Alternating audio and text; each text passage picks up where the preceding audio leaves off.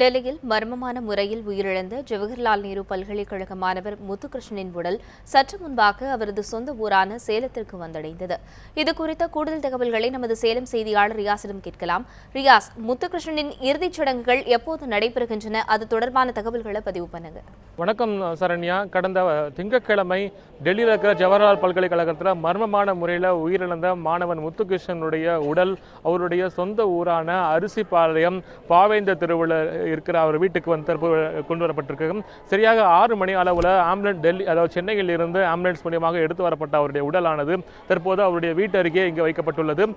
அந்த உடல் வந்த உடனே அவருடைய உறவினர்கள் வந்து உடலை பார்த்து கதறி அழுது கண்ணீர் அஞ்சலி செலுத்தினாங்க. தொடர்ந்து பார்த்தீங்கன்னாக்கா இந்த பகுதியில் பல்வேறு அரசியல் கட்சியினரும் பல்வேறு அமைப்பினரும் வந்து தொடர்ந்து முத்துகிருஷ்ணனுடைய உடலுக்கு அஞ்சலி செலுத்தி வந்துட்டு இருக்காங்க.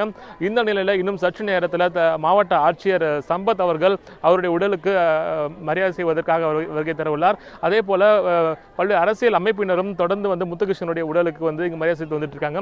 தற்போது இந்த நீங்க நேரடி காட்சிகளை தான் நீங்க பார்த்துட்டு இருக்கீங்க. குறிப்பா முத்துகிருஷ்ணன் உடல் வைக்கப்பட்டுள்ள இடத்துக்கு அருகே உறவினர்கள் எல்லாம் இங்க கூடி நின்றுட்டு இருக்காங்க. குறிப்பா இன்று அதிகாலை முதலாகவே வந்து அவருடைய உறவினர்கள் வந்து இங்க வந்து காத்து கிடந்தாங்க.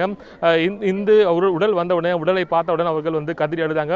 தற்போது முத்துகிருஷ்ணனுடைய சகோதரி நம்மிடையே இருக்காங்க, அவர்கிட்ட பேசுவோம். அம்மா ஆழ்ந்தரங்களை தெரிவிச்சுக்கிறோம். குறிப்பா அவருடைய உடல் இப்போ வந்திருக்கு, அதை பற்றியான விவரங்கள் பதிவு பண்ணுங்க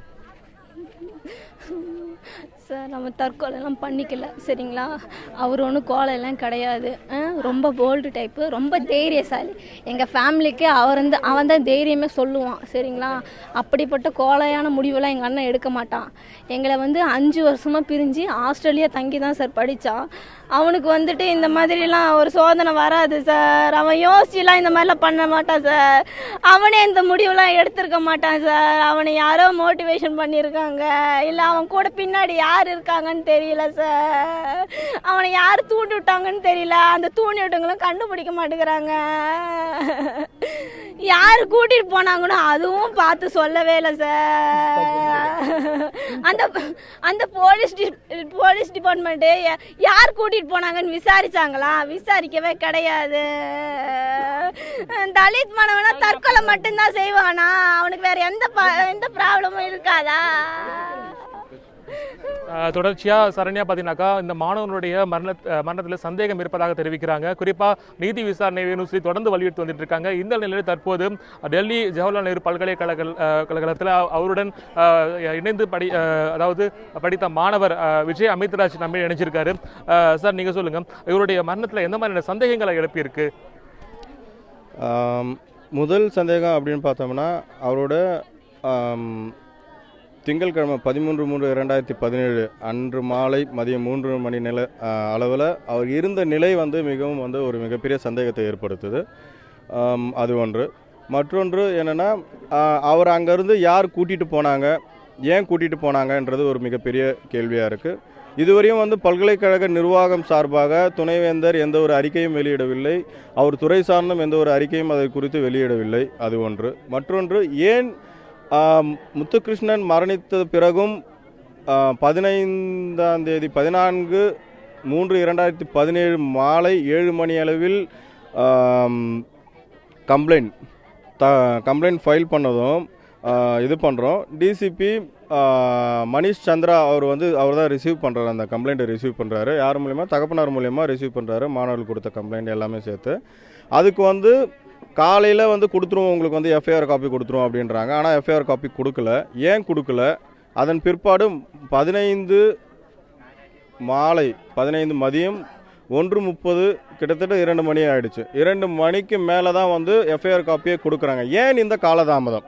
முத்துகிருஷ்ணன் மரணத்தில் SC/ST PO ஆக்ட் மூலியமாக வழக்கு பதிவு செய்ய சொல்லிய தகப்பனாரின் வேண்டுகோள் கம்ப்ளைண்ட்டுக்கு வந்து ஏன் வந்து இந்த காலதாமதம் ஏற்பட்டுச்சு அப்படின்றது ஒரு மிகப்பெரிய ஒரு கேள்விக்குறியாக இருக்குது.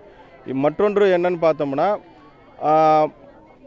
முத்துகிருஷ்ணன் வந்து ஒரு இந்த மாதிரியான ஒரு கோழையான ஒரு தனத்துக்கு போகக்கூடிய ஒரு நபர் அல்ல. எங்களை பொறுத்தவரையும் பார்த்தோம்னா அவர் ரொம்ப மிகவும் ஆக்டிவான பர்சன், ரொம்ப ஜிஜாண்டிக்கான பர்சன். அவர் பார்த்தோம்னா வந்து ஒரு மிடுக்காக தான் போவார். அப்படி தொங்கி போகிற ஆள் கிடையாது, அப்படி இது பண்ணி போகிற ஆள்லாம் கிடையாது. தெளிவாக பேசுகிறக்கூடிய ஆள் தான். ஏன் அப்படி சொல்ல வரானா, இப்போ அவரோட பதிவில் வந்து ஒன்று பதிவு பண்ணியிருக்காரு. முகப்புத்தகத்தில் ஃபேஸ்புக்கில் வந்து ஒரு பதிவு ஒன்று பதிவு பண்ணியிருக்காரு. என்னென்னா, எப்பொழுது சமத்துவம் மறுக்கப்படுகிறதோ அன்று அனைத்தும் மறுக்கப்படுகிறது அப்படின்னு பதிவு பண்ணியிருக்காரு. அதுக்கு கீழே வந்து 2 எம்ஃபில் பிஹெச்டி அந்த இதில் வந்து முனைவர் பட்ட ஆய்வு இளமுனைவர் பட்ட ஆய்வு இதில் வந்து யூஜிசி மூலியமாக அறிக்கை வெளியிட்ட 2016 அறிக்கை வெளியிட்ட அந்த இதில் பார்க்கும்போது மிகப்பெரிய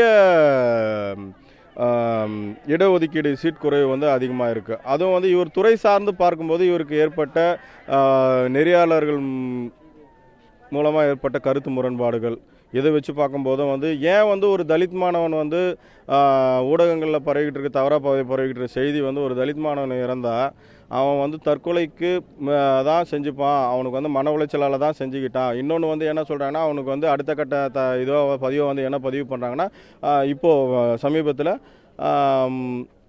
அவருக்கு வந்து பெண்களோட காதல் தோல்வி இருந்தது அப்படின்னு பதிவு பண்ணாங்க. இது எந்த மாதிரியான ஒரு கீழ்த்தரமான ஒரு பதிவாக இருக்குது அப்படின்றத வந்து நான் மிகவும் கவலைக்கிடமாக இங்கே நான் பதிவு பண்ணுறேன். ஒரு தலித் மாணவன் வந்து இறந்த உடனே அவனுக்கு வந்து இப்படி தான் பதிவு பண்ணணும்னு ஊடகங்கள் ஏதாவது ஊடக சட்டங்கள் ஏதாவது இருக்குதா? அதுவும் வந்து மிகப்பெரிய இது. ஏன்னா ஊடகன்றது வந்து என்னன்னா உண்மையை பேசுறதுன்றது தான் சார். குறிப்பாக இதில் ஒரு மரணத்தில் வந்து ஜாதிய வேறுபாடு அதே போல் பொருளாதார ரீதியான பிரச்சனைகள் இருக்கிறதாக சொல்லப்படுது. நீங்கள் கூடவே இருந்திருக்கீங்க, அந்த மாதிரி பிரச்சனைகள் ஏதாவது இருந்திருக்குங்களா? அவரை பொறுத்தவரையும் அவர் வந்து ஒரு விஷயத்தை வந்து மிகவும் வலியுறுத்தினார். ஏன்னா தலித் மாணவர்கள் தலித் மாணவர்கள் எஸ்சி எஸ்டி இந்த பிரிவு வகுப்பு சார்ந்த மாணவர்களுக்கு வந்து ராஜீவ்காந்தி ரிசர்ச் ஃபெலோஷிப் அப்படின்னு ஒன்று கொடுக்குறாங்க. கடந்த 2 வருடங்களாக 3 வருடங்களாக ராஜீவ்காந்தி ஃபெலோஷிப்புக்கான எந்த ஒரு அறிக்கையும் வெளியிடவில்லை அப்படின்றது மிகப்பெரிய ஒரு கேள்வி. அவரோட இன்னொரு அடுத்த கட்ட அவர் வந்து இறப்பதற்கு 3 நாட்களுக்கு முன்னாடி வந்து தகப்பனார்கிட்ட பதிவு பண்ணுறாரு, கவலைப்படாதீங்க, நான் கண்டிப்பாக வந்து தங்கையோட திருமணத்திற்கு நான் வருவேன் அப்படின்னு பதிவு பண்ணுறாரு.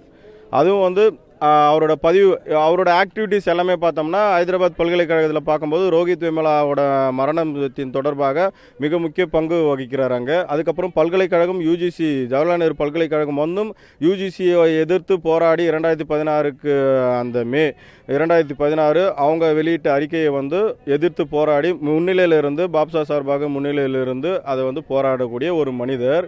அவருடைய சிந்தனைகளும் வெளிப்பாடுகளும் வந்து சமூகத்திற்கு பணியாற்ற வேண்டும், நான் ஒரு மாவட்ட கலெக்டராக வர வேண்டும், வருங்காலத்தில் தான் சார்ந்த சமூகத்திற்காக உழைக்க வேண்டும் என்று இப்படி சிந்திக்கக்கூடிய ஒரு சமூகத்து மனிதர் எவ்வாறு